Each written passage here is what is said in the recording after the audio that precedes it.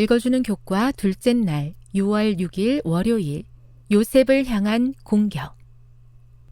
인간의 생각과 행동은 미워하는 대상이 물리적으로 가까운 곳에 있거나 심지어 혈연으로 연결되어 한 집에 살고 있다면 언젠가 분명히 문제를 일으키게 마련이다.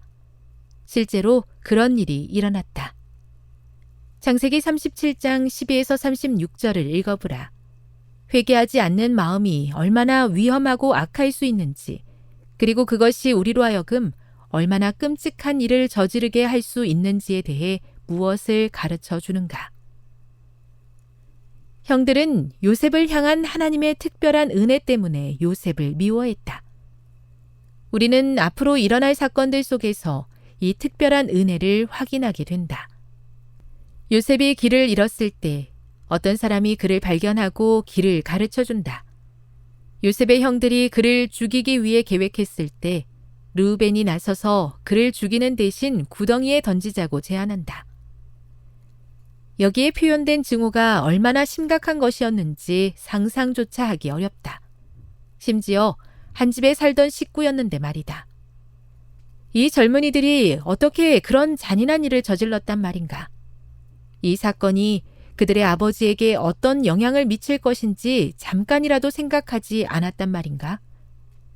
요셉을 편애했던 아버지를 향해 어떤 분노를 가지고 있었든지 간에 아버지의 자녀 중 한 명에게 이런 일을 저지르는 것은 정말로 비열한 짓이었다.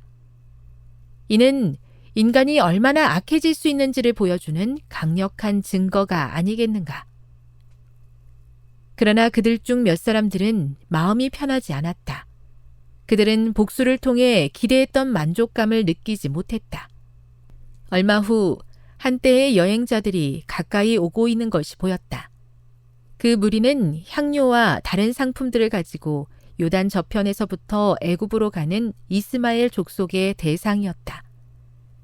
그때 유다는 아우를 죽게 내버려 두지 말고 그 대신 그를 이방 상인들에게 팔자고 제의하였다.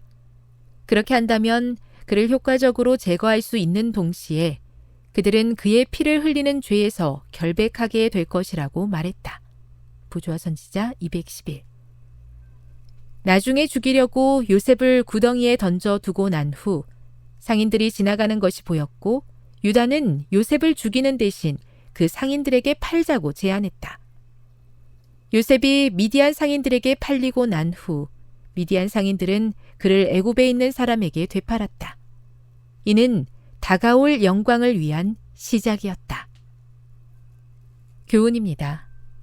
형들의 미움을 받고 미디안 상인들에게 팔린 요셉은 다시 그 상인들에 의해 애굽에 팔리게 되었다. 하지만 이것은 영광스러운 미래의 시작이었다. 묵상. 요셉을 구덩이에 던진 형들은 요셉을 죽이는 대신 어떻게 하기로 결정하였습니까? 적용. 자신이 그렇게 하리라고 감히 상상치도 못할 일을 저지르게 되기 전에 성품의 결함을 고치기 위해 하나님의 능력을 구하는 것이 중요한 이유는 무엇입니까? 영감의 교훈입니다. 형들의 계획을 역이용하신 하나님. 요셉의 형제들은 그를 살해하려고 계획했으나 결국 그를 저희보다 높은 자리를 얻지 못하도록 노예로 팔기로 협의하였다.